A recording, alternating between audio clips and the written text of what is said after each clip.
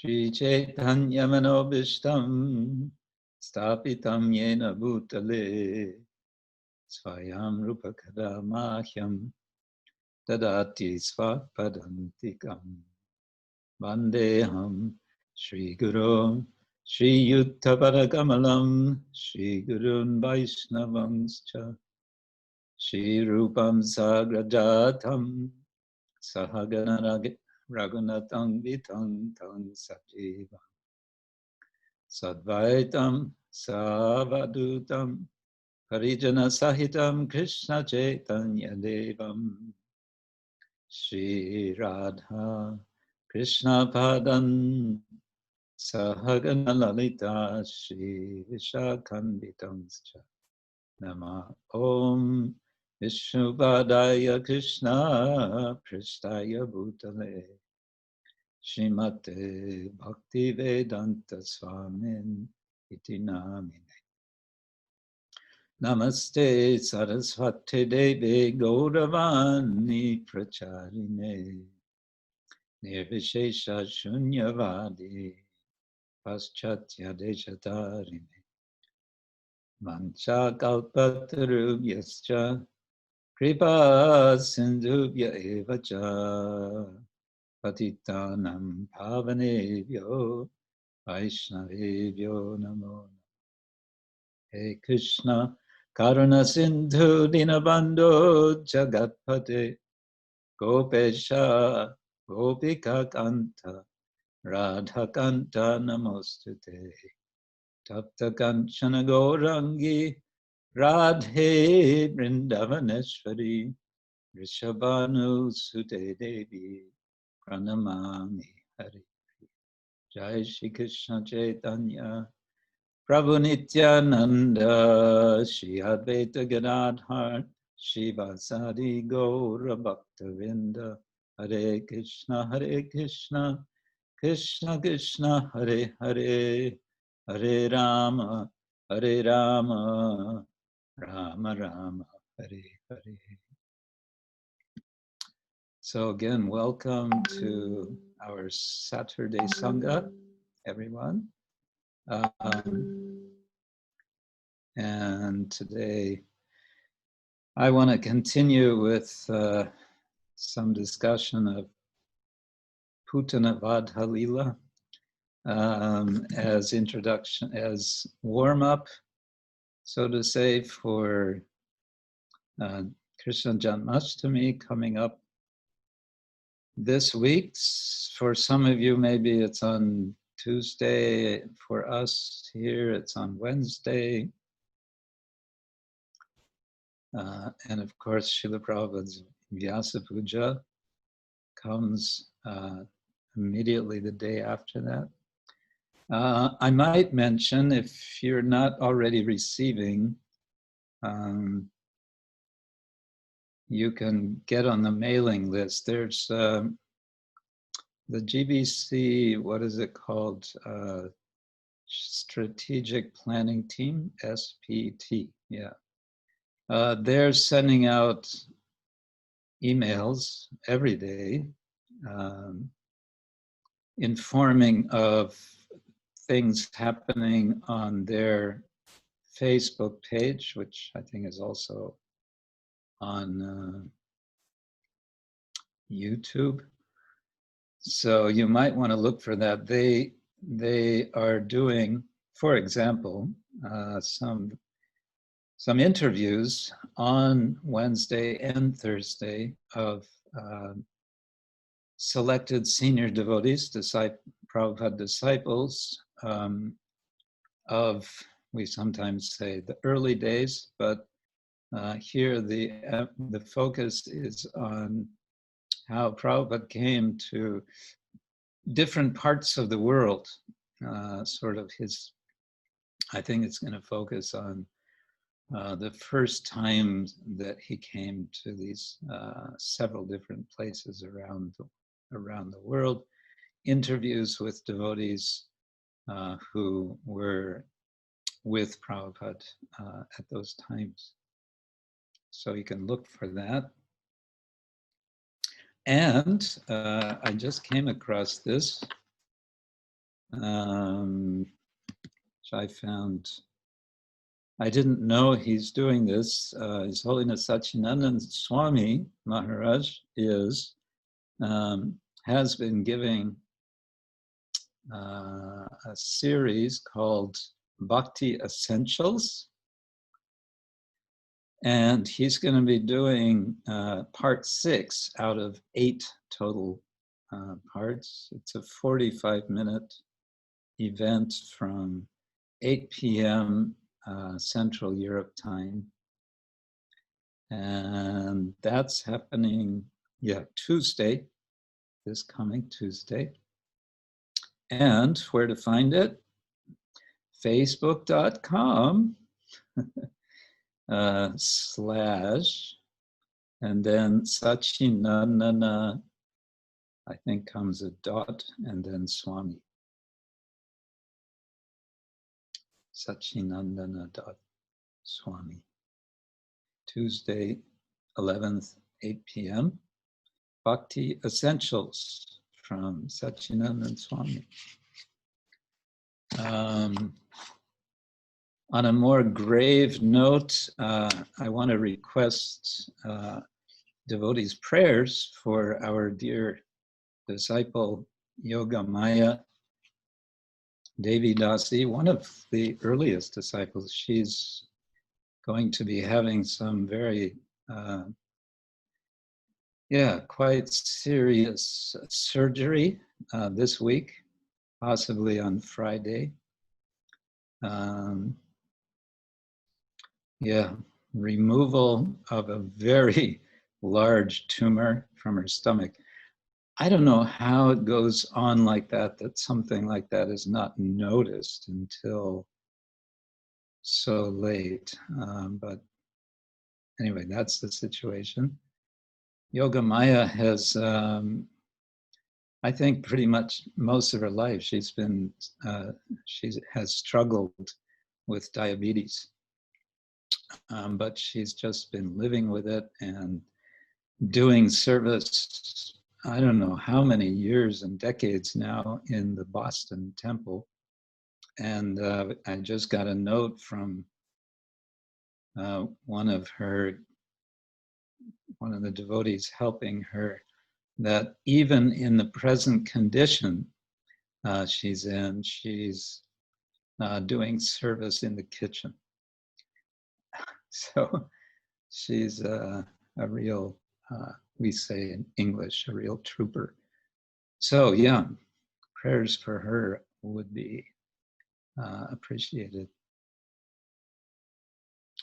Okay, and today we're revisiting Srila Bhaktivinoda Thakur's Saranagati. And we are going to sing the third of however many songs it is in the second part, Atma Nivedana. And this song you are likely to be familiar with. It's a kind of all-time favorite amongst devotees, beginning Manasa Deha Geha. So you're welcome to join in as you are able. I remember years ago I attended one Christian church service it was in Berkeley, California. I was attending Graduate Theological Union, working on master's degree, and some occasion, anyway, we attended this Protestant church service, and I guess like in every Christian church, whether Catholic or Protestant, but certain times you are asked to stand up and other times you sit down. Standing up often is to sing together. So I won't ask you to stand up.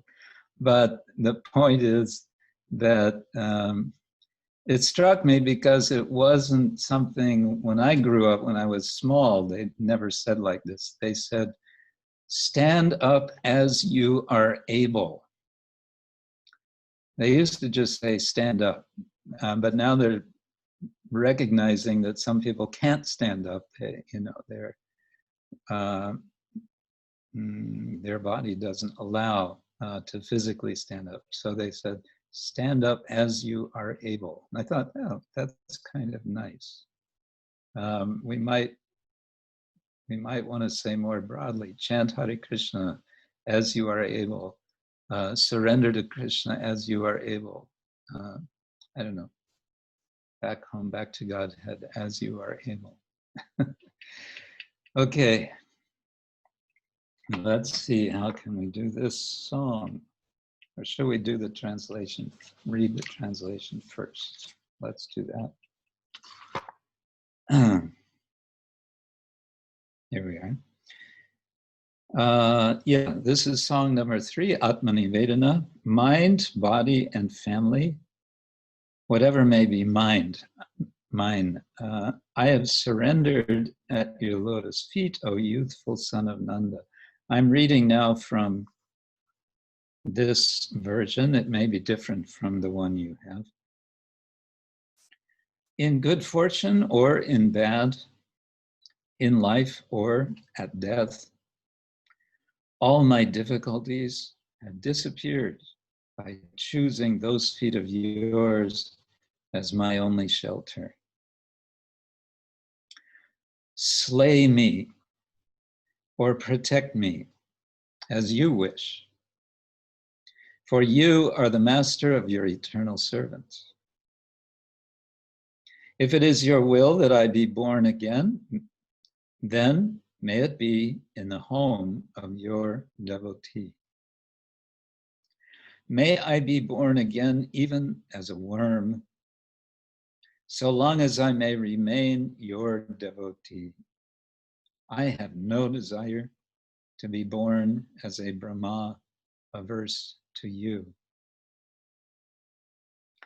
I yearn, I long for the company of that devotee who is completely devoid of all desire for worldly enjoyment or liberation.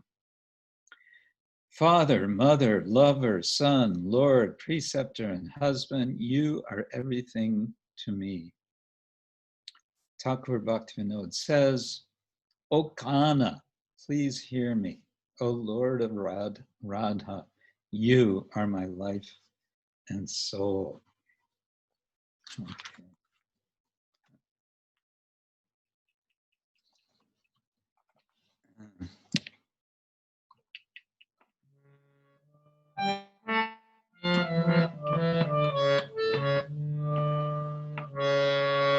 Manasa Deho Geho Kichu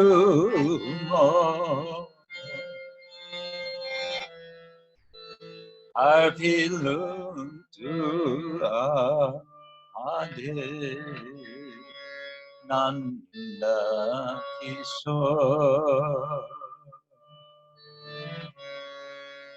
Manasa Deho Geho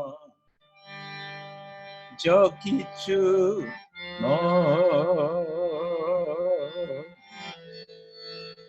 arpilū tuwā pade nanda-kiśor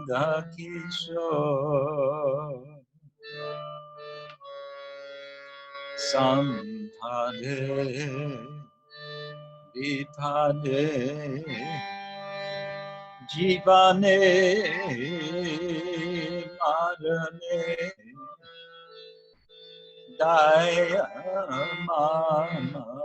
gelā tuwā baran sampade vipade jīvane-maran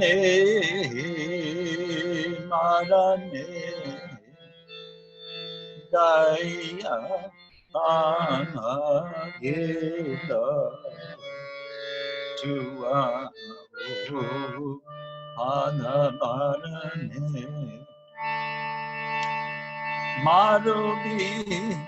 rākhobi-jo icha toha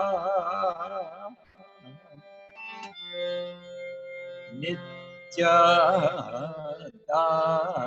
pati-tuhū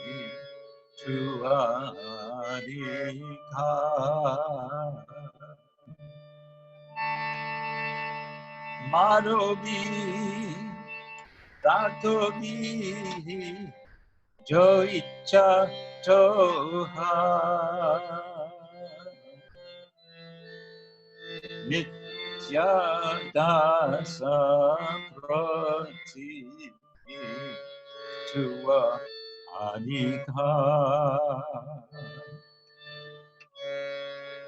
janma bimoy icha jadito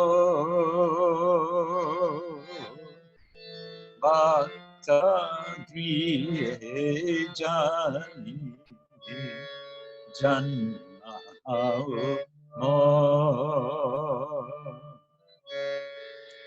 janma obimoy icha jadito bhakta-gr janma-moy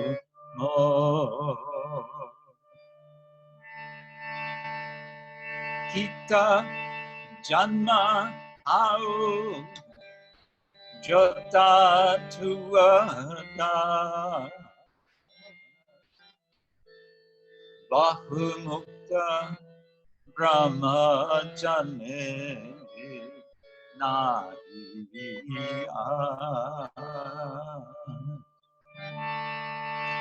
kita janma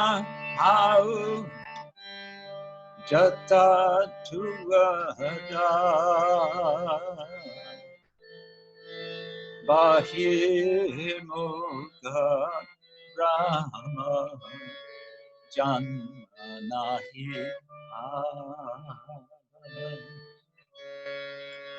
bhukti-mukti-spr vihina jivata lobhaite Thakura Sanga anurata bhukti-mukti-spr vihina jivata lobhaite Thakura Sanga anurata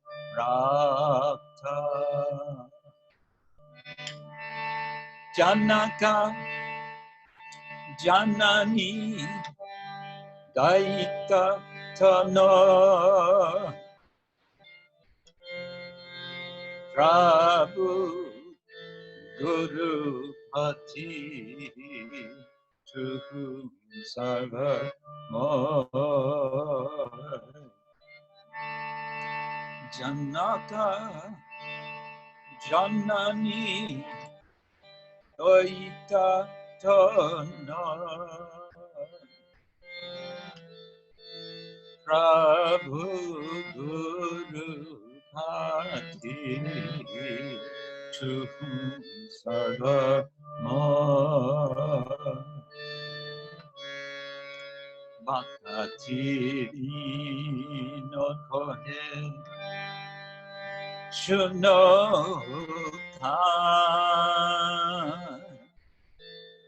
rādhā-nātha tuwā amara baran Bhaktivinoda Shunoka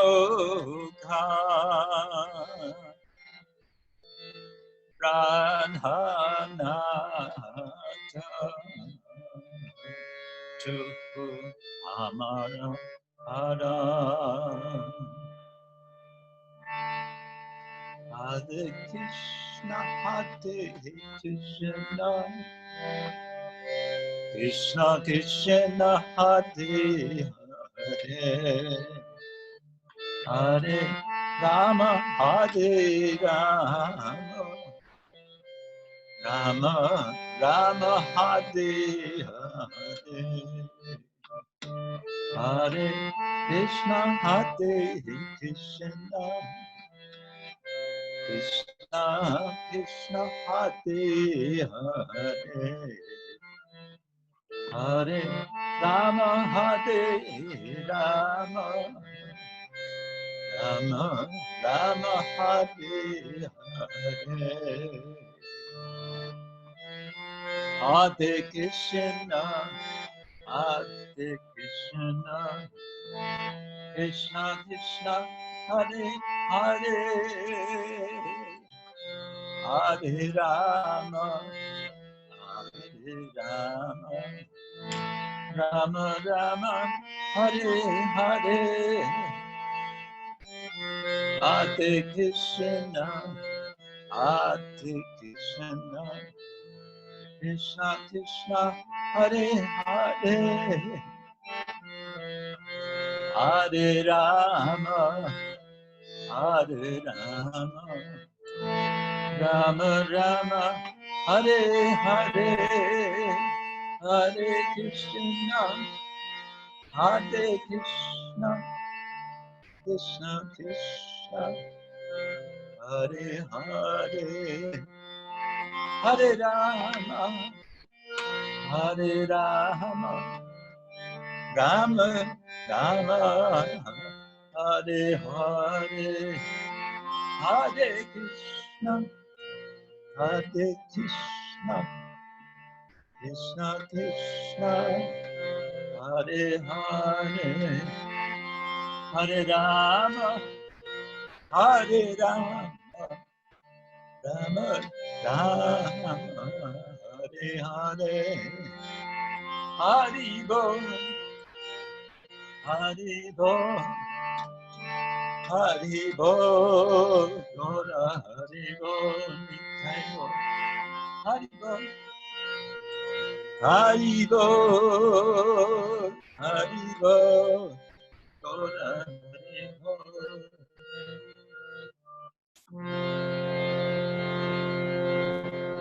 Srila Prabhupada ki jai Srila Bhaktivinoda Thakura jai Ananta Koti Vaishnava Vrinda ki jai Shri Shri Radha Madan Mohan ki jai Shri Shri Prahlad Lakshmi Nrsimhadeva ki jai Shri Shri Radha Shyama Sundara ki jai Shri Shri Radha Gopinatha ki jai Shri Shri Radha Govinda ki jai Ananta Koti Vaishnava Vrinda ki jai Gaura Premanande.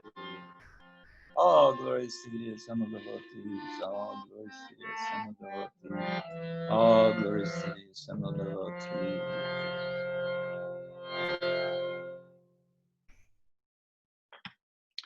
Hare Krishna. So,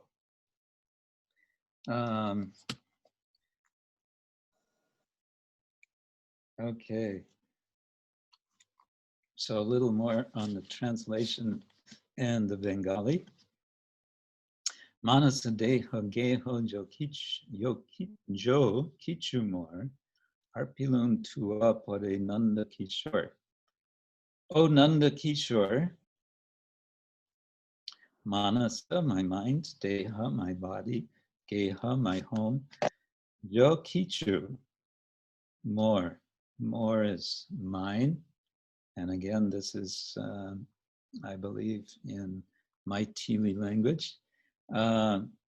Jo Kichu, whatever little is mine. Arpilū, I offer tuwā pade, to your feet.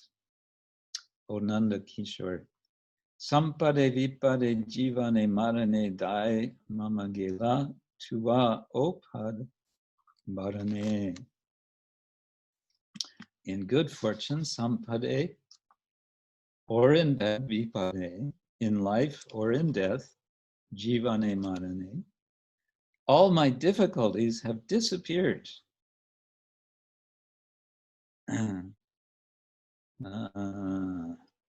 Baran, my burden. Mama gelā, die, mama gelā. I'm not quite sure the syntax. Have disappeared by choosing those feet of yours as my only shelter.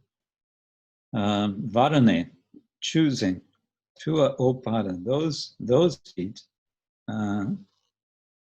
have, I guess daya here is troubles,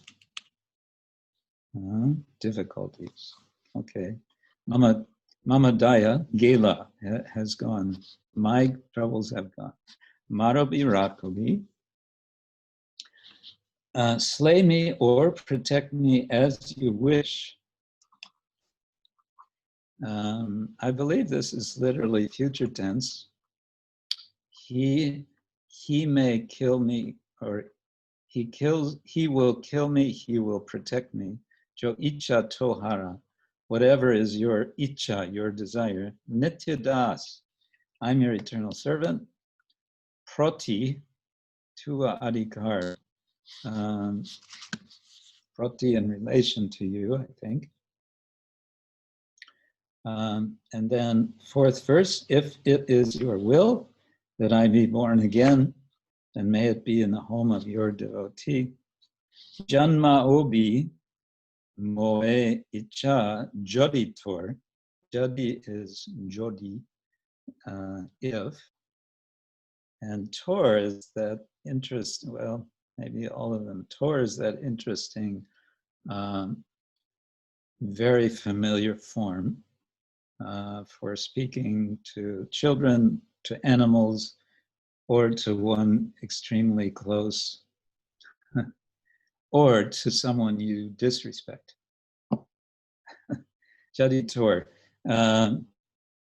If it's your icha, your desire, that I be born again, bhakta-gr,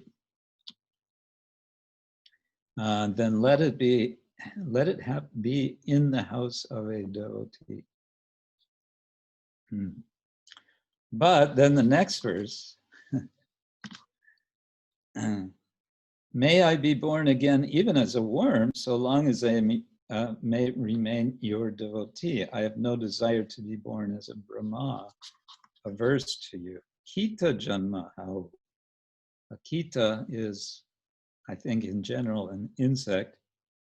How it may be, and jata tuwā das, then as your das, as your servant, bahir-mukha Brahma, Brahma with many heads, bahir-mukha here means averse, literally turning away, turning the face outward. Bahir-mukha Brahma janme nahi asha. My asha, my desire, is not to be born even as a Brahma, if that Brahma is not your devotee. Bhukti-mukti-spr vihin je bhakta labhayite tanko Sanga anurakta. The longing, spriha, the desire for bhukti and mukti, vihin, knows being without such desire, such a bhakta, jai bhakta, labhayite, tako, Sanga anurakta. I yearn for the company of that devotee who is completely devoid of all desire for worldly enjoyment or liberation. And then the seventh verse is this nice list of how the Lord is everything. Janaka, Janani, Daita Tanoi Prabhu Guru pati-tuhū sarva-moy. Father, mother, lover, son, Lord, preceptor, and husband, you are everything to me. Sarva-moy. Thakura Bhaktivinoda says, O Kana. And Kana, of course, is Krishna is a very intimate name of the Lord. Kana is even more. It's like a nickname of Krishna. O Kana, please hear me. Shuno Kana. And this is the Bengali command imperative form. Shuno, listen. Listen. Shuno Kana, listen to me. Tuhun, no.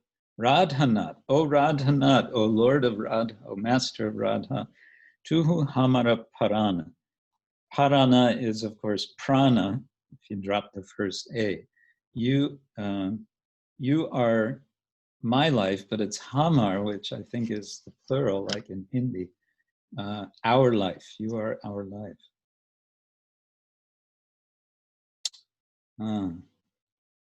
So now, Bhaktivinoda Thakur is, we might want to say, seems like he's getting more positive. The lamentations of earlier songs are now turning toward more positive light. And he's expressing here in very specific ways how it is that he is ready to give himself to the Lord. He's saying, I have certain things which I think are mine, my body, my mind, my house. Okay, so I'm thinking they're mine, but of course they're not really. So here, I officially give them to you. Officially and at heart,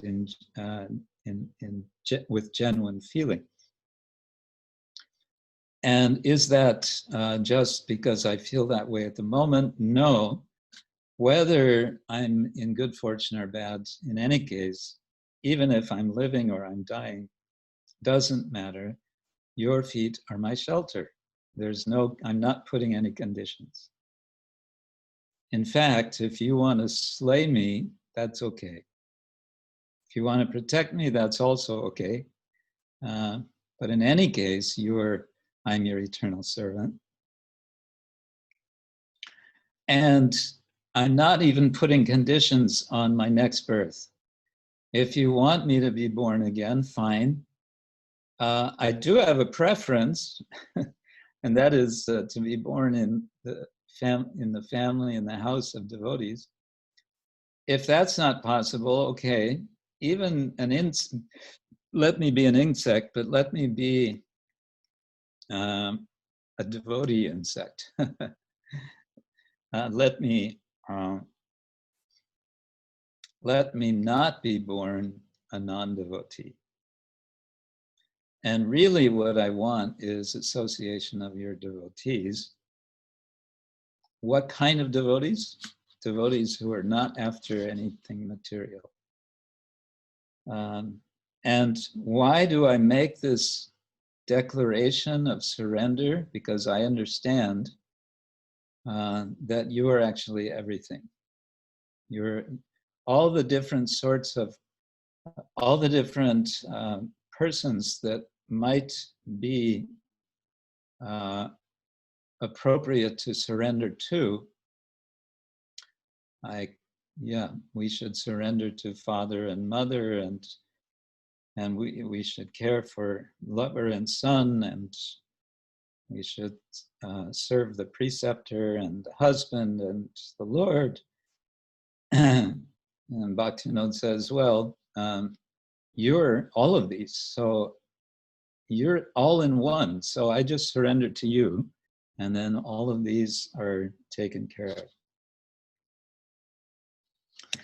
And so, because you are my life and soul, this is my determination. Yes, Hare Krishna. Bhaktivinoda Thakur ki jai. Okay, so who's doing show and tell today? Guru Maharaj, today's Mataji Subhapitunga. She's our first speaker, and I think the only one, because no one else signed up, only her. Oh, but Kaveri is raising her hand. Okay. That's Mataji Subhapitunga. Hare Krishna, Maharaj, and Hare Krishna to all of you. Hare Krishna. Yes, Hare Krishna. Gurgaon Yatra ki jai. So, as Janmashtami is approaching quite fast, I was just thinking of saying something like what I just recently read. I just started reading Madhurya Kadambini. Love this book. In fact, it's very rich. And as I just started, I found this beautiful verse from Srimad Bhagavatam referred here.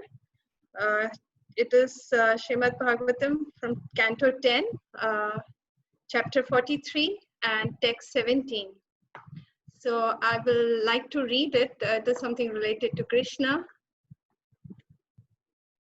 Malanam asnirninam naravara strinam smarano murtiman gopanam svajano asatam shiti punjam shashta svapitrushishu mrityur bhoja pate virada vidusam tattva param yoginam Vrishninam paradevati viditorangam gata sagraja.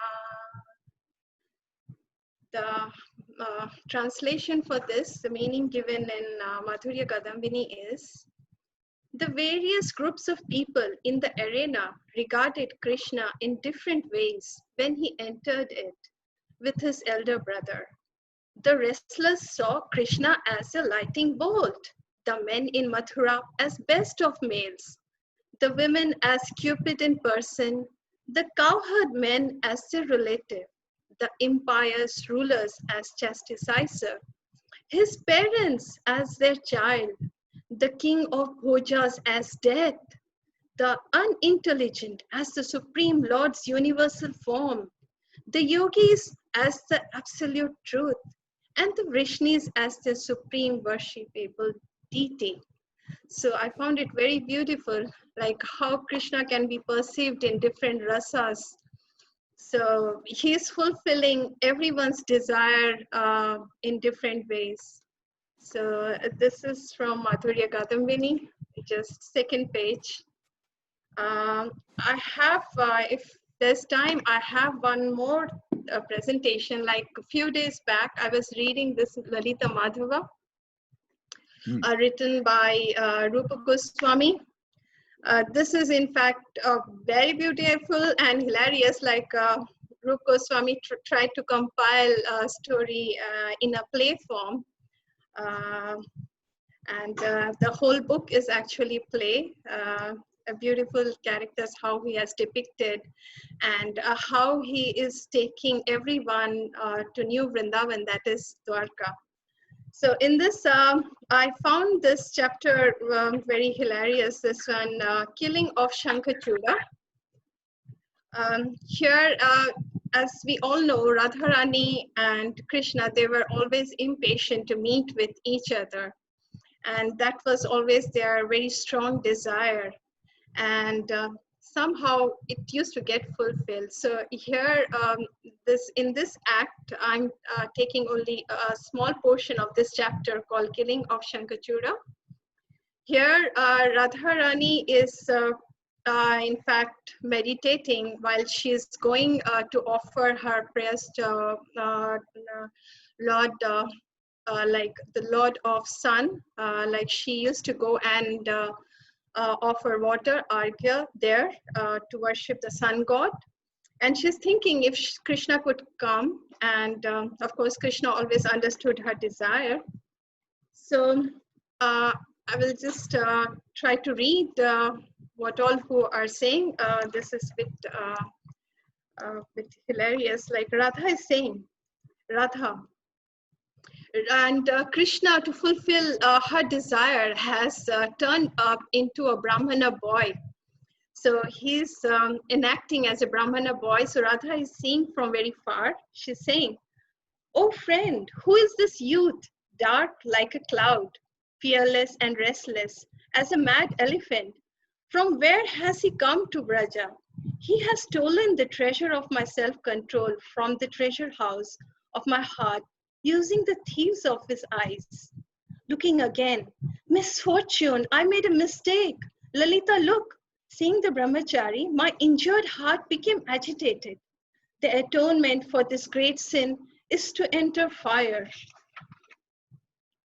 Lalita says, "You speak the truth. He causes bewilderment, just like Krishna."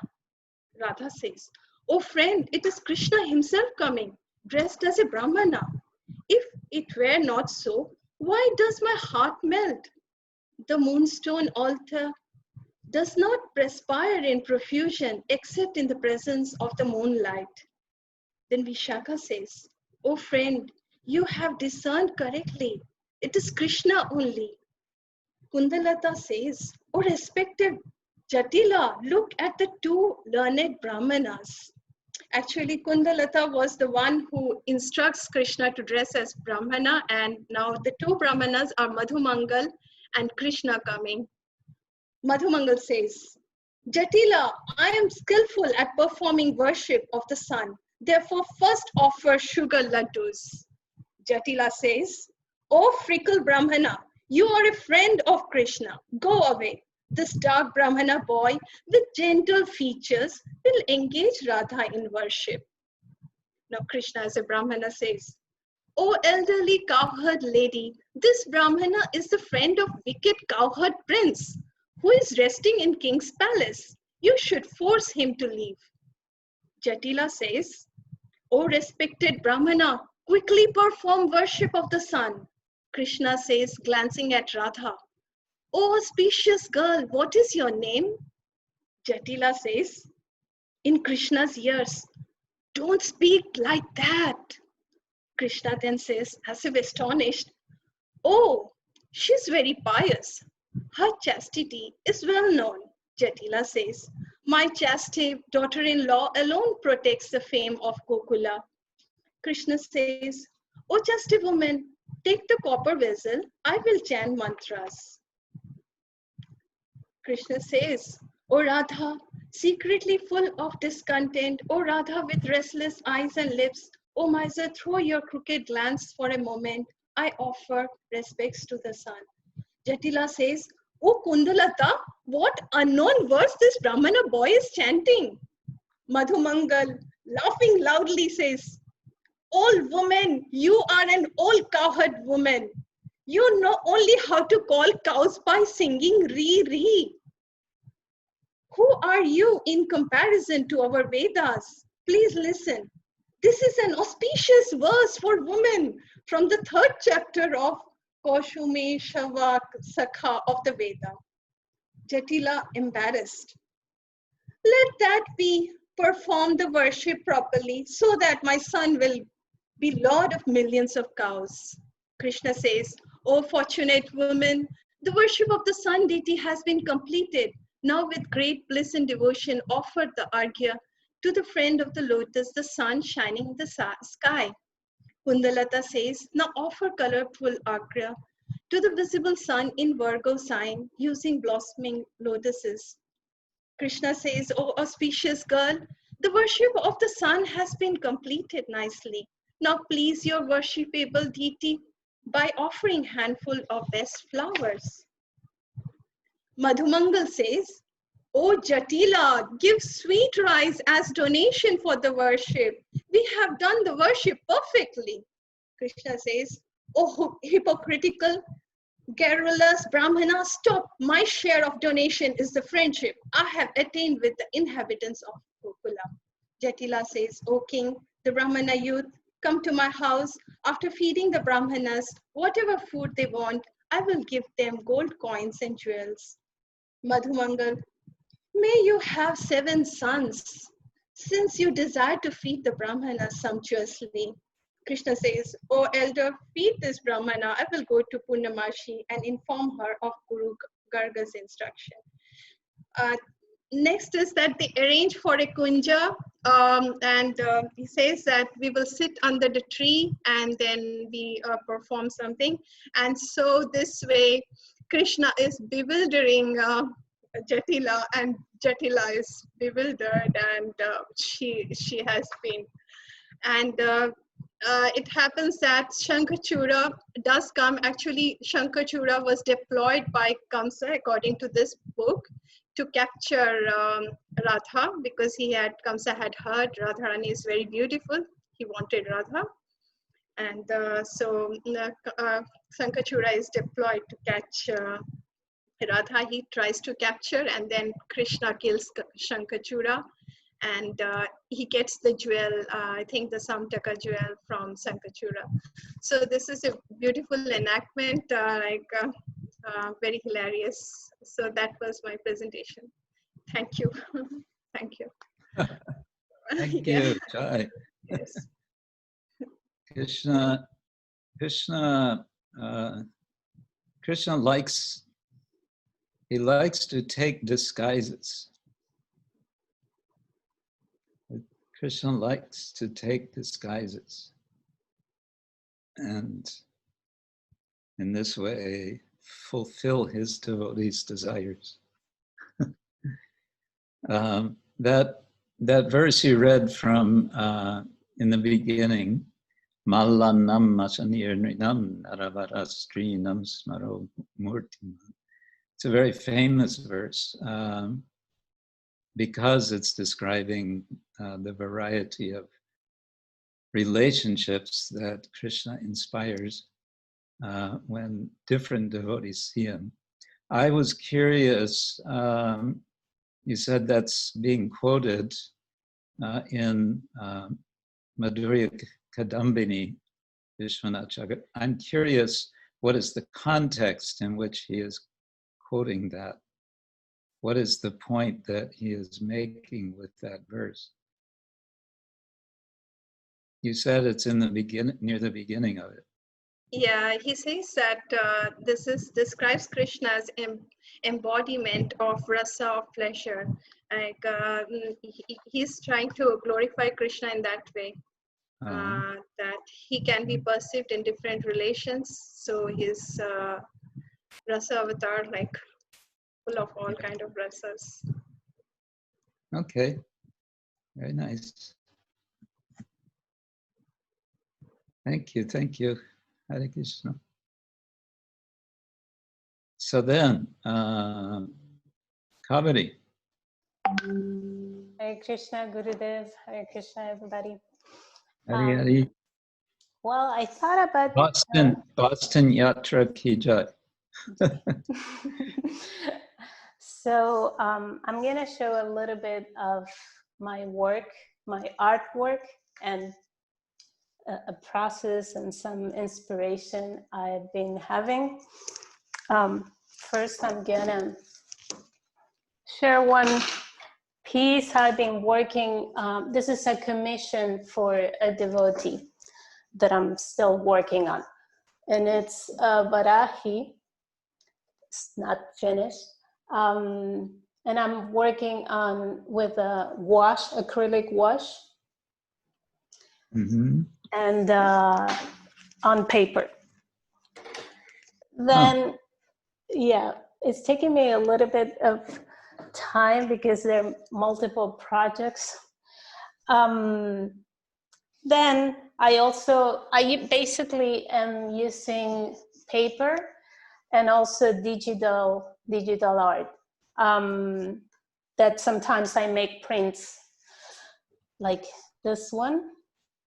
This is a Mithila style that I thought about trying Madhubani style. So I made this Radha Krishna. It was actually a very beautiful meditation for me. It's always that kind of feeling. Then I couldn't find, or I was just Googling images for inspiration, trying to learn the style, and I couldn't find Nrsimha, because mainly they depict like Krishna Lila, Rama Lila, which is like the origin, and rural village daily life. But I found, so I couldn't find the Nrsimha, so I made one for just to have one, because I think the style is very sweet. What is that style called? Madhubani or Mithila art. Oh. And yeah, it's very simple. So it kind of like forces you, and especially with this one, like if you don't make like realistic art, or, you know, you have to be very specific in features. But with this more simple style, you can focus on the emotion or in the lila. And it's very playful to make, very playful to make. Then I thought, okay, this is also more like a, this is Sri Madhava from Mayapur. I just used the picture as a reference. This is also digital art. I don't know if it can be appreciated like in complete. Then a Jamuna. I have a friend who also helps me finding iconography tips and information for me to get the descriptions correctly, or the depiction correctly. I'm also working on a project now for the BBT, who is going to present a webinar given by His Grace Vaisheshika Prabhu on August 22nd. It's called Be a Sage Page by Page, to uplift or upgrade your life by reading Prabhupada's books.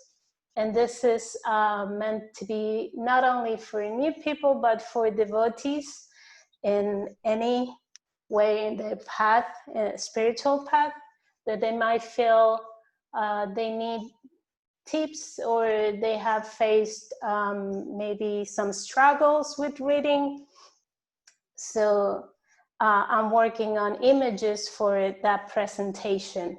If you go to the Instagram of BBT International, you'll find the information you need to sign up for that. But it's going to be August 22nd so far. And one thing, if I have a little time, that I wanted to share is that I mentioned this, Gurudev, to you, but I'm reading The Artist's Way by Julia Cameron. And I found it very inspiring to complement with my spiritual practice. She's very straightforward, acknowledging that creativity comes from the Creator, from God. And she, even though it's very straightforward, she's non-sectarian in addressing God. Like she makes it like, you know, that God that you relate to, not as specific. And she advises to take the term creator quite literally. She says, you're seeking to forge an alliance, artist to artist, with the great Creator. And creativity leads to spirituality, and spirituality leads to creativity. So she says, we come from this Creator, this, you know, whose creative energy. So a spark of that is in ourselves. And to create, to give that back to Him is a spiritual path. And I kind of thought like, yes, we come from this creative person. We come from this Creator. we want to go to the spiritual world, which is full of creativity. Every day is a new opportunity to serve Krishna, to please him. There's a lot of, you have to be creative in that atmosphere. So what do? We come from there, we go to creativity, we want to go there. What do we do now to stimulate our creativity? And I think this is open not just to painters or singers or, you know, like specific art, but just creativity as a more wholesome, more spiritual practice in anything we do for Krishna, just to address it as another way to communicate, to have a communion with the Creator. That's some thoughts. Nice, thank you. Thank you. This book, The Artist's Way, what is her name again? Julia Cameron. I remember I read it some years ago, or some of it. And she recommends as one practice to stir up the creativity is that every morning, the first thing to do in the morning is to write. She calls it morning pages. You just sit down and write, and don't try to filter. Just write for, she says, 15, 20 minutes a day. And it's a process of sort of getting, flushing out whatever is in the mind, get it on the paper, so to say. And I've suggested that to several devotees, and they've appreciated that it's very helpful for that. So good. Yes, it's been working for me. Yeah. Oh, you've been doing that. Okay. Yeah. Good. Maybe you can put on the chat the link for the BBT International and so on. I will. Okay, I'll do it. Thank you so much, Gurudev. Thank you. Okay.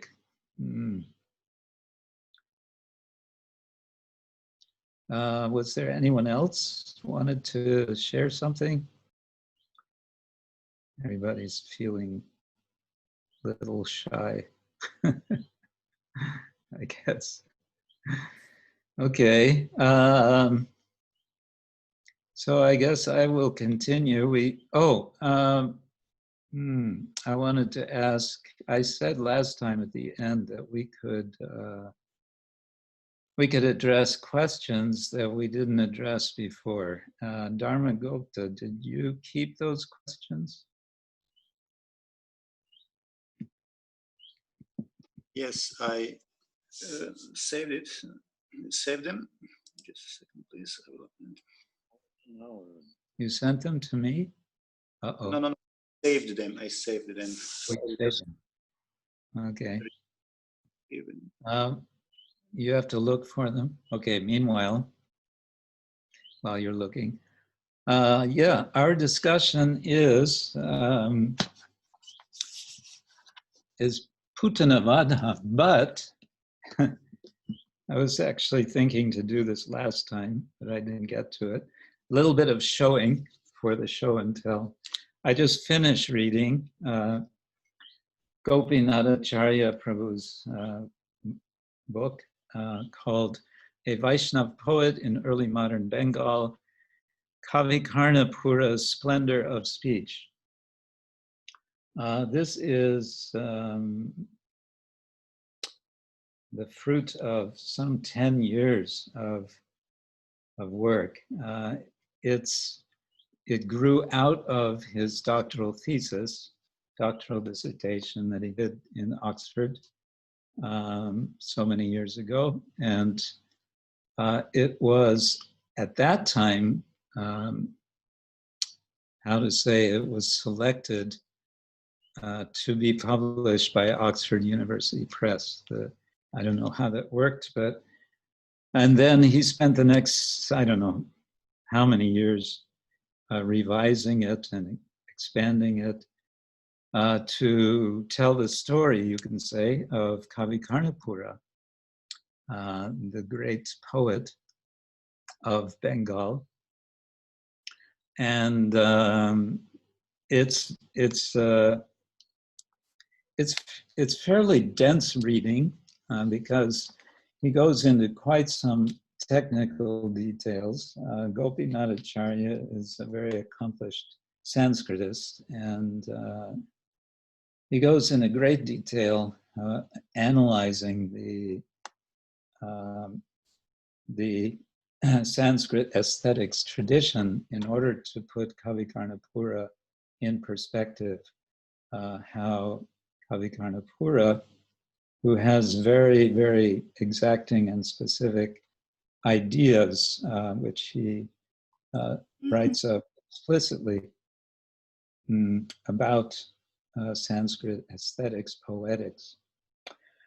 And toward the end of his book, he then begins his discussion, you can say his main discussion, which is the sort of magnum opus of Kavi Karnapura, the Ananda Vrindavan Champu. Champu is a particular genre. It's a mixture, it's a combination of verse form and prose poetry. It's all poetry, but it'll be some prose, and then comes a verse or two verses, and then more prose or several verses, like that. So he gives us some samples from the Ananda Vrindavan. And specifically, I thought it's good to read in preparation for Krishna's appearance, the description at the very beginning of Ananda Vrindavan, Champu, his description of Vrindavan. So this is Kavi Karnapura's description of Vrindavan. And the first sentence, poetic sentence, it's one sentence, and it goes on in transliteration, 1, 2, 3, 4, 5, 6, 7, 10, 11, 12, 13, 16, 17, 18, 19, 20, 21 lines of Sanskrit in transliteration is one sentence. I'm not going to read the whole translation of that, but part of it to give you some of the flavor. So, Kavi Karnapura says, there is a forest called Vrindavan that guards all virtues, Nikhila Guna Vrindavana. It is the essence of the entire Vaikuntha, but its potency is never blunted, not Vaikuntha-sara. It arises among pastures, Vaprabhuta, which are abounding with new things, Nava Prabhuta, and are the might of awareness, Chit. Though it is uncreated, Akritaka, it leads to joy, Kritaka.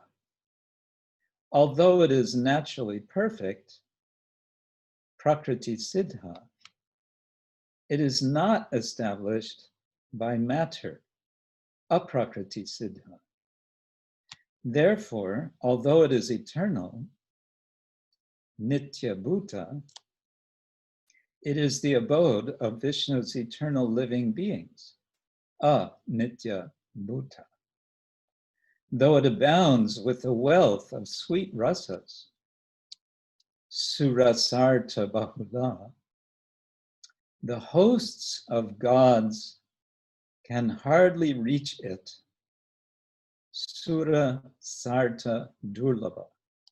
It is pervaded by trees, which, though adorned by the finest twigs, vipallava, are free from even a fraction of misfortune, vipal-lava, which, though unborn, aprasava, have fragrant fruits and flowers, suprasava. And though the place of Krishna's sports, lila-yatana, the buzzing of their bees, falls naturally upon the ear, ali ila ayatana. Though Vrindavan is crowded with celestial trees, mandara-bahula, great souls roam there, amanda-ara. It is adorned with bakula trees, though they have an abundance of fresh foliage, nava-kula, and with tamala trees, though they have hanging garlands, natamala. Now that was just about, that was about 1/3 of this first sentence. And to give you an idea of how that sounds in the Sanskrit, it would be something like this. Asti sakala vaikuntasaram api na vaikuntasaram vaprabhuteshapi navaprabhuteshu chinmahasu samutpannam akritakam api kritakam prakriti siddham api aprakriti siddham ata eva nityabhutam api anityabhutam surasartha bahulam api surasartha durlabam vipulavairapi vipulavasyapya padai aprasavairapi suprasavai lilayatanair apyalilayatanai shakibir akirnam mandara bahulam apyamandaram bakulairapi navakulai tamalairapi natamalair upashobitam. That's the first third of the first sentence. So one of the things that Kavi Karnapura is doing in his poetry, he's saying the sound of the poetry, the sound of these words, of these sentences, is integral to the rasa. The rasa that we get out of the poetry is to a large extent coming from the sound. And that's why he plays with the sound very much. And Gopinathacharya explains in some detail how critics of his style can be refuted, that they don't understand what it is that he's actually doing.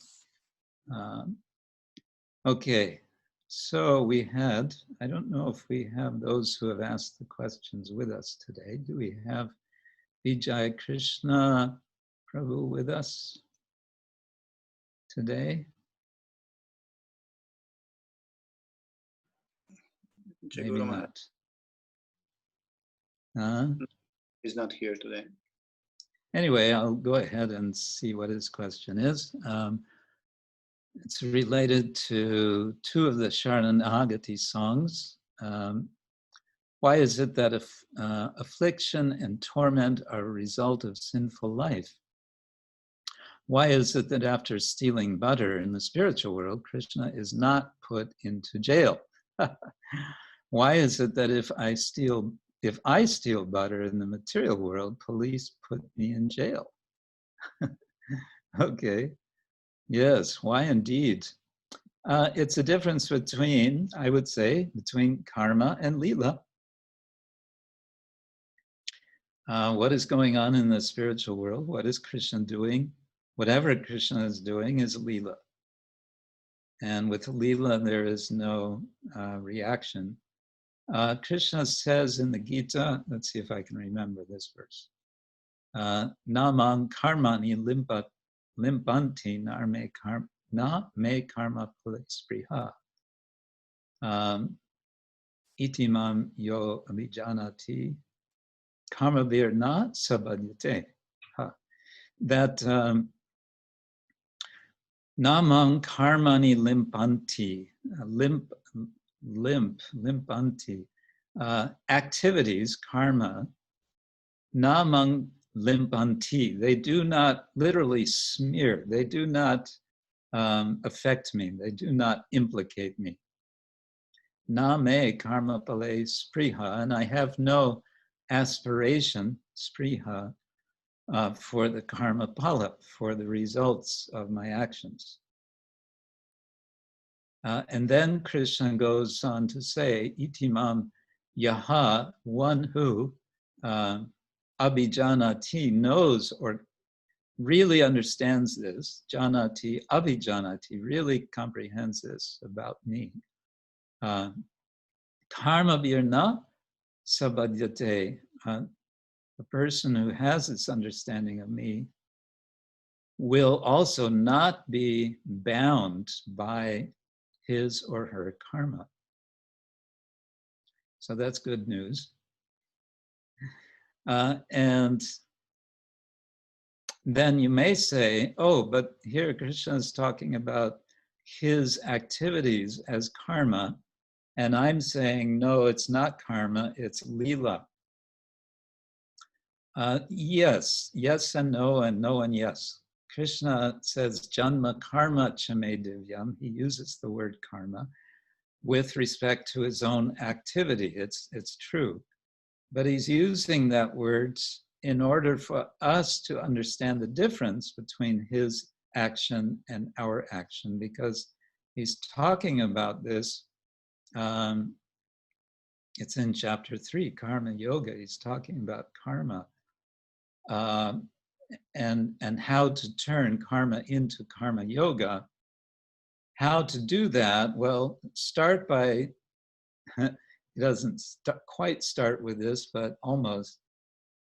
He says, just understand, he's actually giving a shortcut. He's saying, if you understand that I'm not affected by my karma, by my action, then you won't be affected by your action.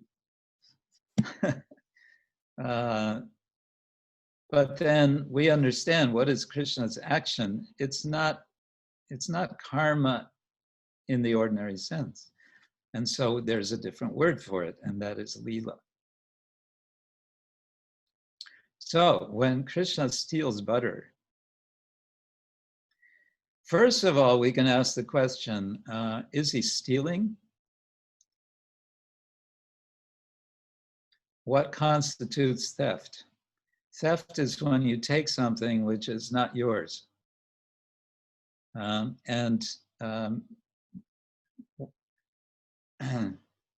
whom does everything belong in this world and in the spiritual world, if not Krishna? So Krishna's just taking his own butter. And we call that stealing because that makes it possible for Krishna to have the lila by which his mother becomes upset, becomes angry, chases after him, makes Krishna run, makes Krishna actually fearful. I think I mentioned the other day, Vishwanath Chakravarti Thakura explains, yes, Krishna really is afraid. How can he be afraid if he's the Supreme Lord, controller? He is feared by fear personified. Yes, he's afraid. Why is he afraid? Because Yoga Maya, because he allows Yoga Maya to put him into forgetfulness of his power. She suspends, you can say, that memory. Why do we get put in jail for stealing butter? Because the butter doesn't belong to us, and we have to suffer reaction because the reaction is a correction. We need correction, and that's the whole purpose of punishment. That's the whole purpose of the whole law of karma. It's all meant for correction. We are in the cosmic correctional institution. We're all getting corrected. Okay. Then Avadhuta Rai's question. Is Avadhuta Rai with us today?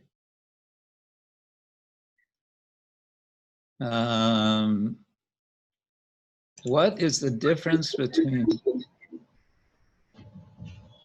Oh, there you are. Hare Krishna. Hare Krishna, Hare Krishna. My What is the... Haribo, where are you? Novi Sad, Serbia.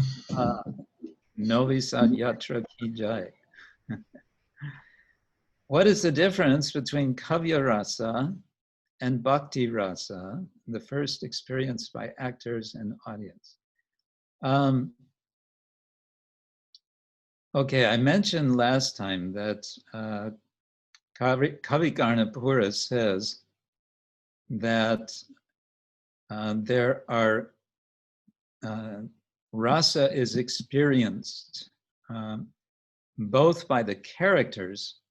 I don't think he says the actors, because he's talking about performance, drama. He's talking about the characters and the audience, the person who is watching, listening, hearing, reading. And he's saying that both are experiencing rasa, and he's saying this in the context of bhakti rasa, because he's saying that the characters are Krishna and Krishna's devotees. And Krishna and Krishna's devotees they're as real, they are more real than we are. And so they are experiencing, of course, Radha and Krishna are relishing rasa, and therefore we can also relish rasa. But our experience will be different from the character's experience. That's perhaps obvious. We are not Krishna, we are not Radha, we are not his direct associates, but we can share in that rasa. And that's one very interesting point that, as I understand him saying in Gopinathacharya Prabhu's book, he shows toward the very end how Kavi Karnapura elaborates and makes an interesting shift in the story of the rasa dance from the Bhagavatam, because he wants to highlight how Radha is full of compassion. I won't go into the details, but in effect, she becomes the agent for everyone to share her experience. All the gopis participate in her experience with Krishna in the rasa dance. So the point was that in the classical tradition of Sanskrit poetry and aesthetics, there were some of the scholars in the tradition were saying, oh, the rasa is experienced by the characters. And others were saying, no, the rasa is being experienced by the audience. And it was kind of either or. So Kavi Karnapura is coming forth and saying, you're both right and you're both wrong.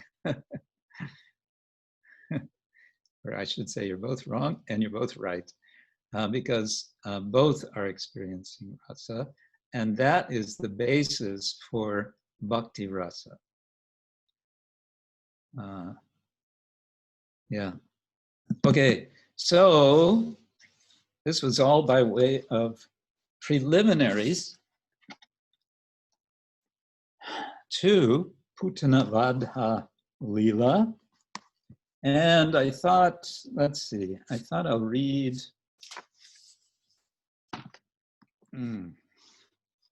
I'll read a bit from, we'll take this not necessarily in a special order, but I'm reading from Shivaram, His Holiness Shivaram Swami's book, Nava-Vraja-Mahima. This, you can see how thick this book is. This is one of 8 volumes of Nava-Vraja-Mahima. And he has a particular format, which I'll also show. Everything is in lines of 3. It's prose. It's not poetry, it's prose, but still, he keeps this format throughout the entire 8 volumes. And he includes a lot of footnotes because he gives sources for everything that he refers to. At the same time, he takes liberties sometimes. He says, for example, this description of Putana-lila is based on the account given in the Garga Samhita. Okay, so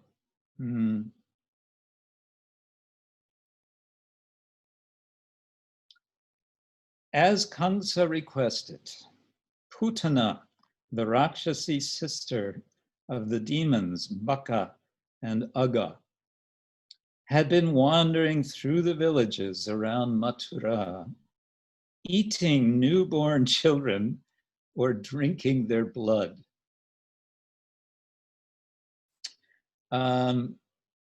Yeah, before I go on, this is discussed by commentators. Jiva Goswami, I found an article from Madhavananda Prabhu that, yeah, so in verse number 3 of chapter 6, canto 10, we have this verse. My dear king, wherever people in any position perform their occupational duties of devotional service by chanting and hearing, there cannot be any danger from bad elements. Therefore, there was no need for anxiety about Gokula while the Supreme Personality of Godhead was personally present. Now, the context here is that Vasudeva has just told Nanda Maharaj, who is now in Mathura, he should get back to Vrindavan quickly because danger is brewing. It could be some trouble there.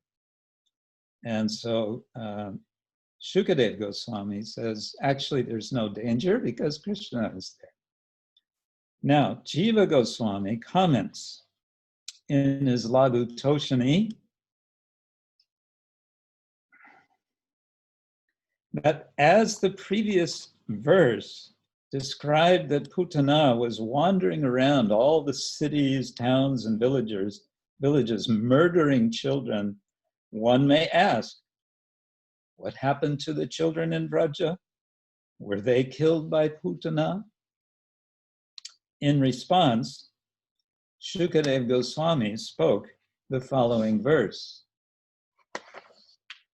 The implied meaning being that Krishna arranged that Putana only killed the children of those who were averse to Krishna and were on the side of Kamsa.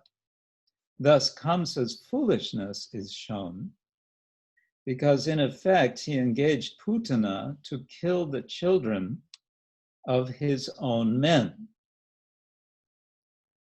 Another implied meaning in this verse is that upon being directly instructed by Krishna, the Lila Shakti, who acts in accordance with the Lord's inclinations, arranged the approach of such a wicked woman to effect a special pastime of the Lord, who is the giver of joy to all the worlds. She also arranged such an event, she means Lila Shakti, arranged such an event to expand the special love that the Lord's mother and other devotees show toward him.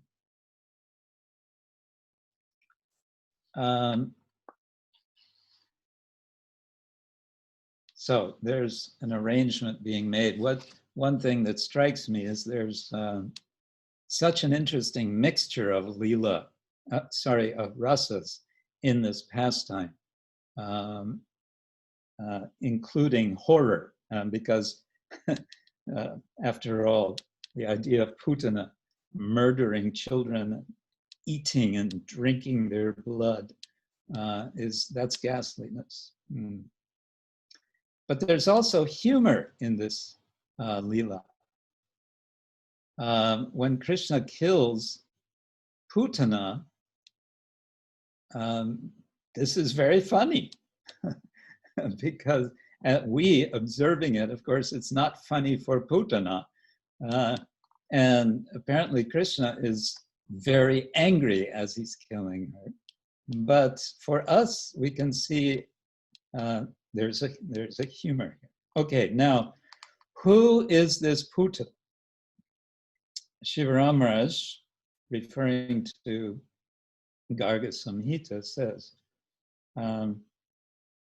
in her previous life, Putana had been Ratnamala, the daughter of Bali Maharaj.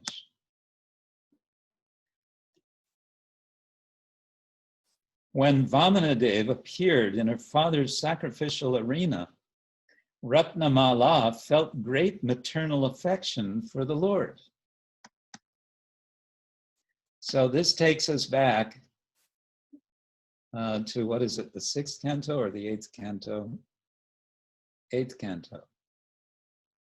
Yeah, 8th canto of the Bhagavatam. And we remember now the Lord, Vamanadev, as a dwarf Brahmin. And that memory we may consider, you remember last time we talked about vibhava, the excitants of rasa, and there were 2 types. You may remember the technical terms, alambana and uddipana. Alambana meaning the basic excitants, being specifically the Lord and his devotees, and the uddipana, of which there are several types.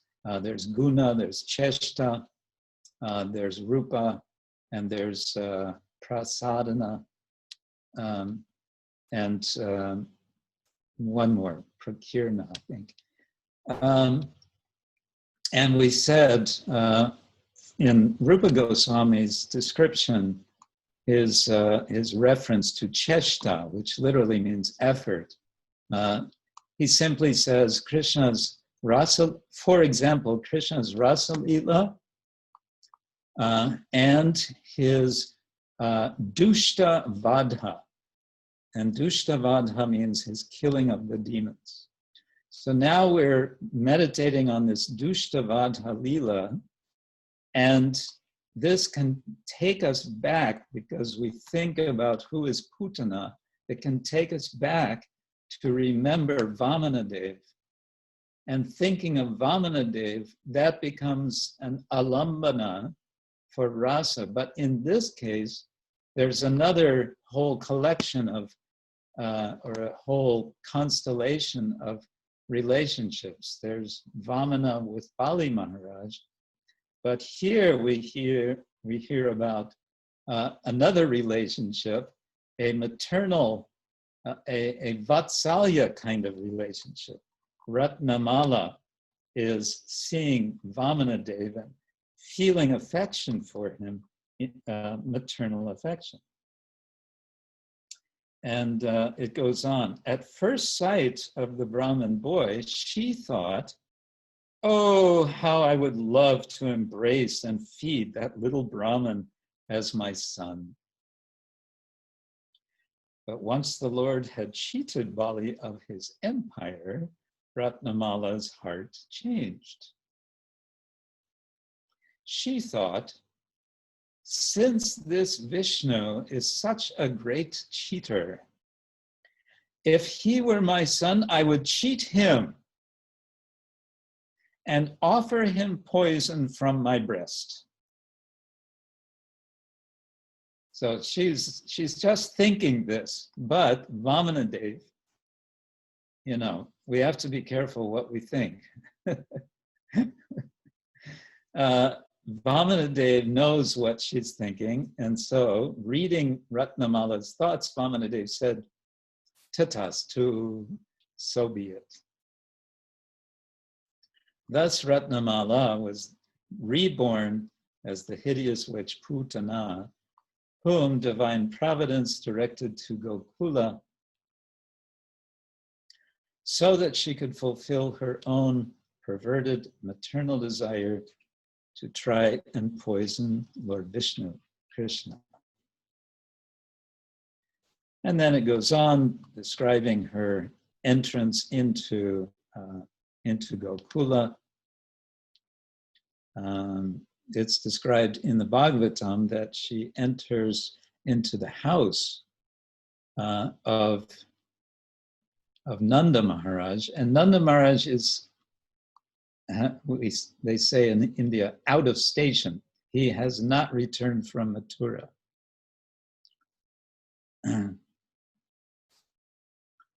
And after Putana enters the house, we have this verse in the Bhagavatam, verse number 7. Bala grahas tatra vichinvati shishun yadritchaya nanda-grihe asat antakam balang pratitchana nijorutejasam dadarsha talpe nim ivahitambasi.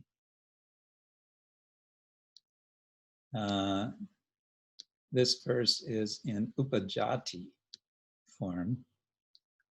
By chance, Yadritchaya, Putana, a kidnapper of children who was looking for infants there, saw a boy, a killer of evil on a bed. His profuse effulgence was veiled, and so he resembled a smoldering fire in charcoal. I have here the commentaries, translations. This is in a collection called the Symphony of Commentaries. And it's giving Sridhar Swami's, Vishwanath Sanatan Goswami's, and Jiva Goswami's comments. One comment I found particularly interesting from Jiva Goswami is the explanation of the word yadritchaya. This word yadritchaya is often translated as chance, by chance. By chance, this or that happens. And we may wonder about this because Srila Prabhupada, how many times he would say there is no such thing as chance. And yet, in the Bhagavatam, it says by chance. So what is meant by this yadritcha or yadritchaya? Jiva Goswami says, let's see, she arrived in Nanda's house, nanda-grihe eva agatya, by the desire of the Lord's pastime, which is self-willed, yadritchaya. Okay, here we go. He glosses yadritchaya as svair itaya, Bhagavataha Svaira Lilechaya. Svaira Lila Ichaya. Amara, which means Amara Kosha, and this refers to this, it's a Sanskrit dictionary. It's a Sanskrit dictionary of Sanskrit. The Amara Kosha states, Yadricha Svairita. The words Yadricha and Svairita are synonymous.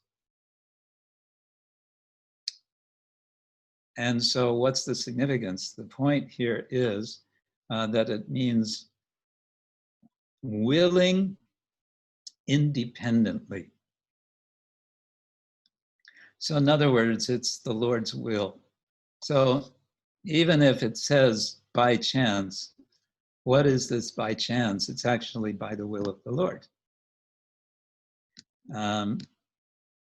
Okay, so she's entering in there, and then there's this interesting fact that everyone who's in the house just allow this stranger to take Krishna on her lap and to suckle Krishna. They don't know who she is. We say in English, they don't know who she is from Adam. She just walks in, and that's. But how does she walk in? There's an explanation, and this is again from Madhavananda in the Brahma Vaivarta Purana. When Putana entered Vraja, Yashoda, Rohini, and the other ladies there inquired as to her identity. Putana told them that she was the wife of a Brahmana from Mathura, and that she had come to bless the newly born son of Nanda Maharaj. Hearing that, the simple ladies became happy and allowed her access to Krishna. So we can picture the scene. The scene is she's claiming to be a Brahmin, a Brahmani. And these are cowherd women. So their understanding is, oh, this is very good. We're getting blessings of a Brahmani for our little baby boy. That's a good thing. So she's come in disguise, and of course she's changed her form in order to look very charming. And then Prabhupada, in his purport to verse 9 of this chapter, he says, Rohini and Yashoda's bewilderment was not the act of the external energy Mahamaya. Rather, their captivation was the work of the internal energy Yogamaya, and was for the purpose of developing the Lord's pastimes. So, yeah, this had to be arranged. And it's interesting to think how Yogamaya is working in so many ways to make such arrangements. She's simultaneously making so many things happen so that Krishna's pastimes can take place. Okay, the next issue we may be concerned about with Putana-vadha is Krishna closing her eyes. Because what does Putana do? She gives her breast to Krishna, of course, with the intention that he be poisoned by the poison that she has smeared on her breast. So, searching for small children to kill, Putana entered the house of Nanda Maharaj unobstructed. There she saw the child sleeping in the bed. Seeing him, Putana could understand that this child was not ordinary, but was meant to kill all demons. Somehow she understands, and yet she doesn't understand that she's in trouble. Again, because Yoga Maya allows her to think, anyway, he's a small, helpless baby.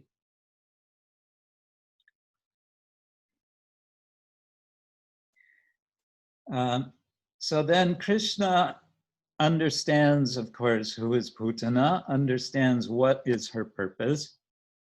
And so, as if he is afraid of her, Krishna closed his eyes.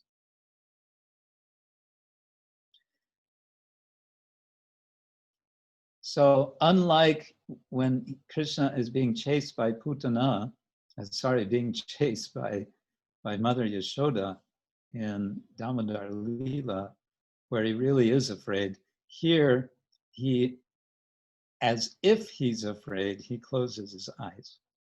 Putana then took him on her lap, just as an unintelligent person places a sleeping snake on his lap. This is in the Bhagavatam, thinking the snake to be a rope.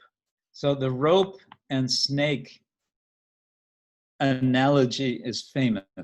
It's mentioned a few times in the Bhagavatam. And of course, it's used famously by Shankaracharya. It's found in the Chandogya Upanishad to illustrate the distinction between reality and illusion. Shankaracharya uses that example to try to say that the whole of this temporal world is simply illusion, and the only reality is Brahman. And arguably, he misuses the analogy, but in any case, the analogy is there.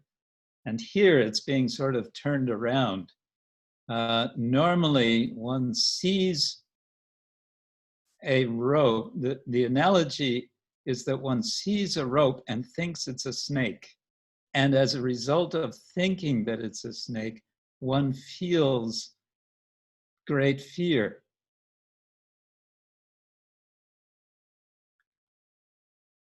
Here it's being turned around. It's actually a snake, but one is thinking it's a rope. In this case, the snake is Krishna. Krishna, who is, the sweetest of all sweetness, he is the embodiment of all sweetness. He is now, for Putana, he is like a completely dangerous, poisonous snake. But she is treating him as if he is completely harmless. So she's like a rope. Okay, then Srila Jiva Goswami comments.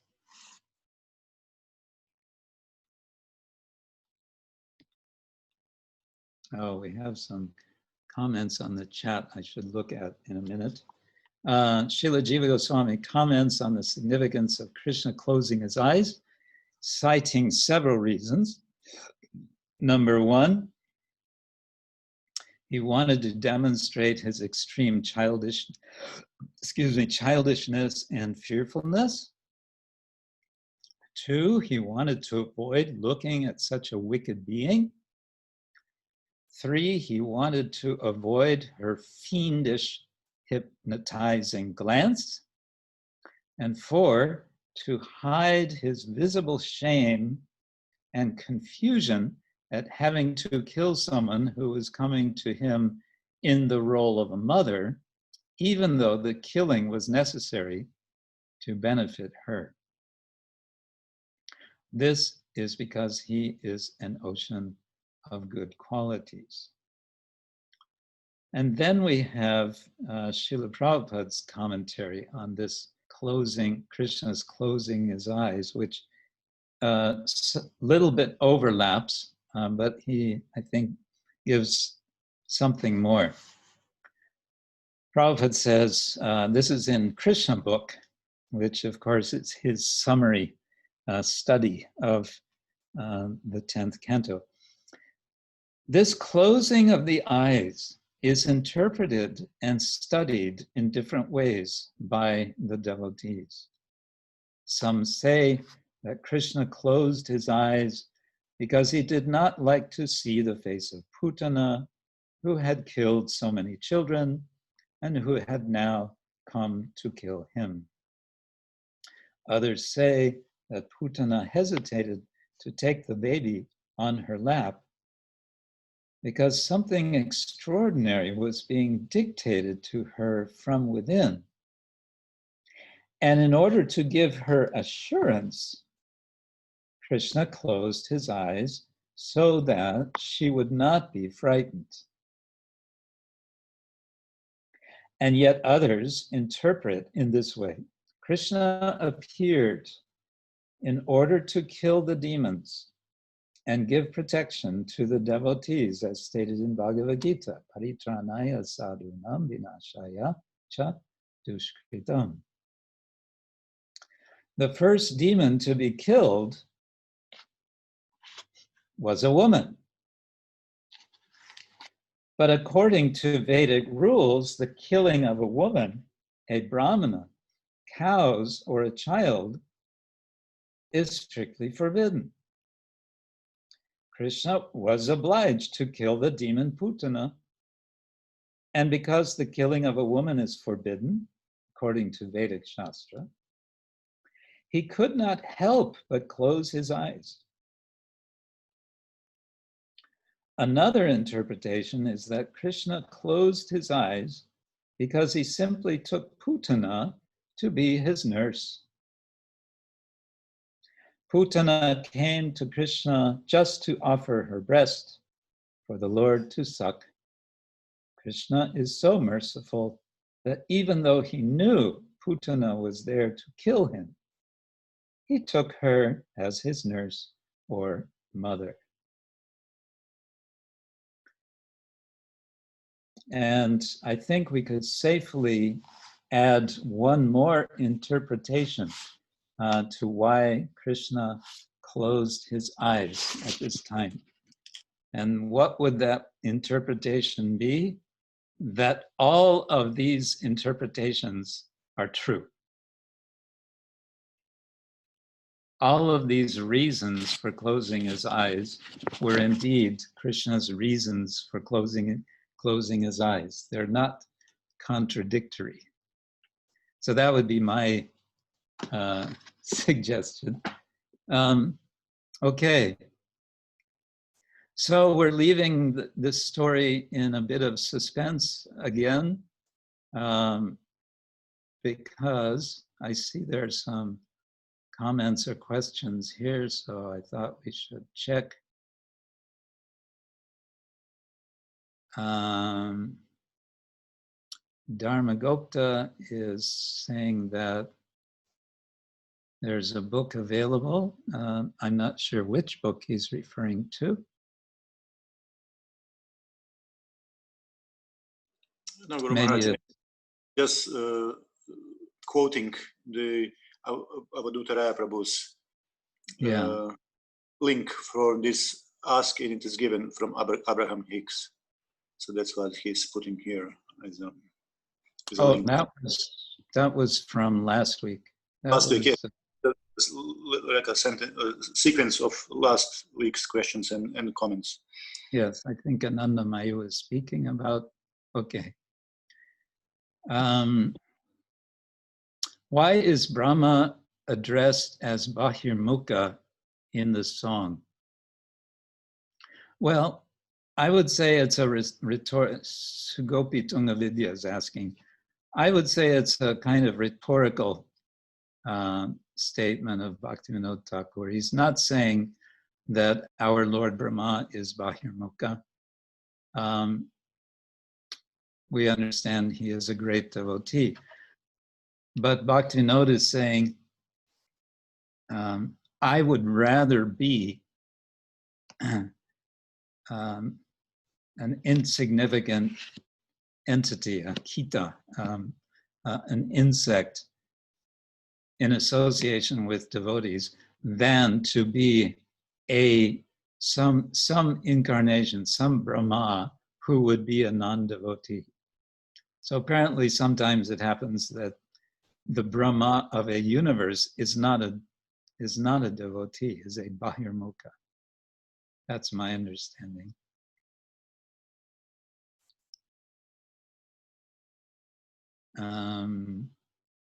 And then Pandava is asking, 3 weeks ago, yes, I didn't see this. How songs of Bhaktivinoda Thakur are known in India? In public schools or colleges? Are they limited to Vaishnava circles? I can't say. Maybe they're known in schools in Bengal. Maybe Sugopi knows something about that. Otherwise, all I can say, what I do know is Bhaktivinoda Thakur wrote these songs for his Namhatta preaching. Yeah. As I heard that, like Rupa Goswami's and Sanatan Goswami's work were actually taught in Bengali schools in Bengal, but I don't think that Bhaktivinoda Thakur's songs are actually being taught in his. He's not so much known. Unfortunately, in a way, he was. In a way, his life was overshadowed by Bankim Chandra Chatterjee.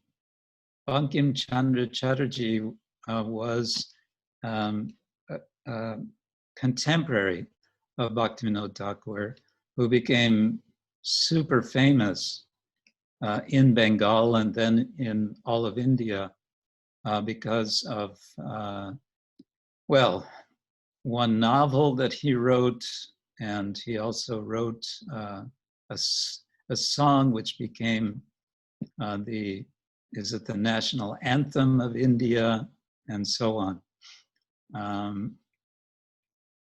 Anyway, that's another story. But unfortunately, Bhaktivinoda Thakur is, we may say, yet to be to take the place that he deserves in India.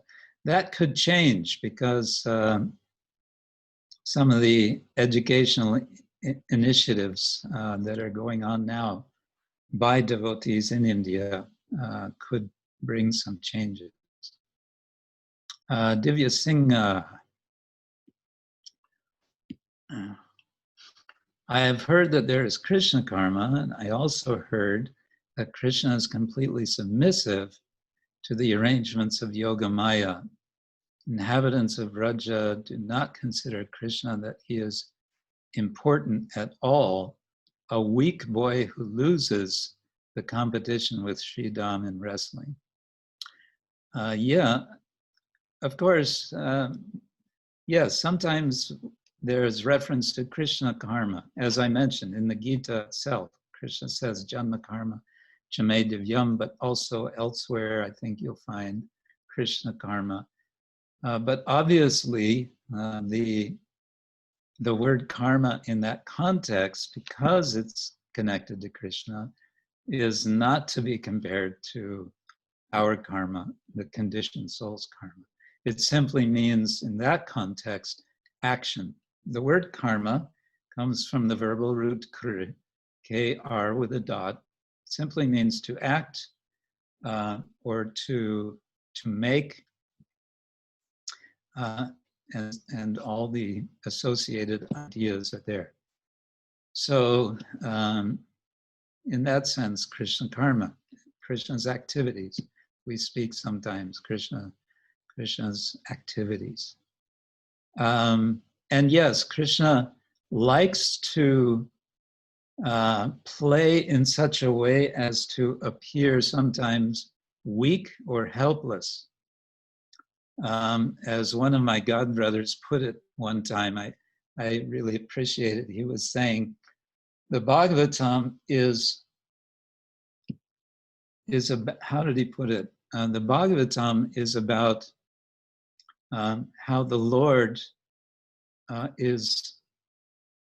it's not about the power of the Lord, it's about his weakness. And what is his weakness? His weakness is for love. And so also Krishna speaks of his failure. Na parayeham niravadya samyujam. He makes this famous confession to the gopis. I cannot reciprocate your love. You are giving so much love. I can't, it's more than I could ever reciprocate, even in a lifetime of Brahma. So it's the weakness of God that's celebrated, especially in the Bhagavatam. After, and Prabhupada would emphasize, first you have to go through the first 9 cantos to appreciate the power of God. And when you've got that, then you can understand or really appreciate when the Lord, when Krishna shows his so-called weakness.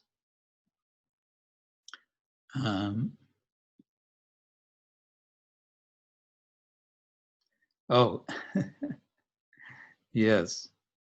And Manjari Sarika is saying, Krishna was a little boy when he stole the butter. Here also, if some little boy stole something, he's not going to jail. Yes, that's true. And in the Vedic tradition, it's understood that before the age of 14, no one is responsible. And I forget, there's a pastime which establishes that age. Having said that, I unfortunately, in America especially, and I think I mentioned the privatization of prisons in America has terrible ramifications. And one of them is that juveniles, those who are underage, are going to jail. They are being put into restricted conditions because it brings money to the owners of these institutions who are bribing the judges in order to give sentences to these kids. We have a few things going on here. Avadhuta Rai. If Putana killed children adverse to Krishna, why then Krishna was angry on Putana because of that when she came to kill him? Well, even if they're adverse to Krishna, they're helpless children. And, they could become favorable to Krishna. They're not even given a chance. But yes, of course, this is the complexity of the Leela. Sugopi and Madhurya Kadambini Yadrichaya means my own independent will. Yes, same idea. Avadhuta Rai again. Let's see what Baladev. Oh, he's quoting the famous verse from third canto, chapter 2. I think it's verse 23, which Vishwanath Chakravarti Thakur says is one of the 5 verses of the Bhagavatam that show the mercy of the Lord. This would be something to discuss next time if we decide to continue with Putana-lila. Yeah, we can. Aho baki yang stanakala kutam, etc. How wonderful that the Lord has delivered Putana and made her his nurse in the spiritual world. There's some more discussion about that in one of these sources I have. And Dira Lalita is asking us all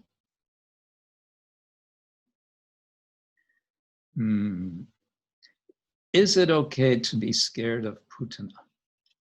Well,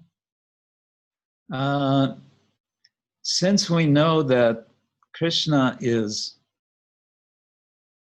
going to dispatch Putana, maybe there's no need to feel fear of her.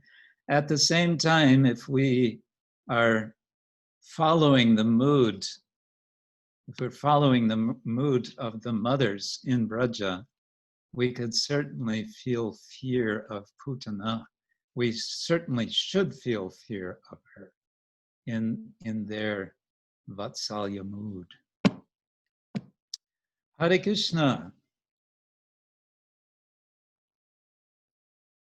It's that time again, and at this time I'm going to say thank you all so much and wish you all a wonderful week, and in particular 2 big days of festival coming up, Janmashtami, Krishna Janmashtami.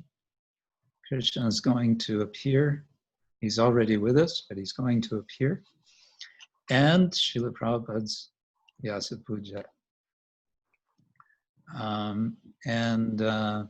I will be speaking online on the evening of Janmashtami to devotees in the Warsaw Temple. I think they've scheduled me for 8 o'clock in the evening of the local time. So I don't know, there's probably some way to connect with that through devotees organizing it, but I don't have that information myself just now. Okay, everybody happy? If you're not happy, chant Hare Krishna and be happy. That's Srila Prabhupada's order. Chant Hare Krishna and be happy.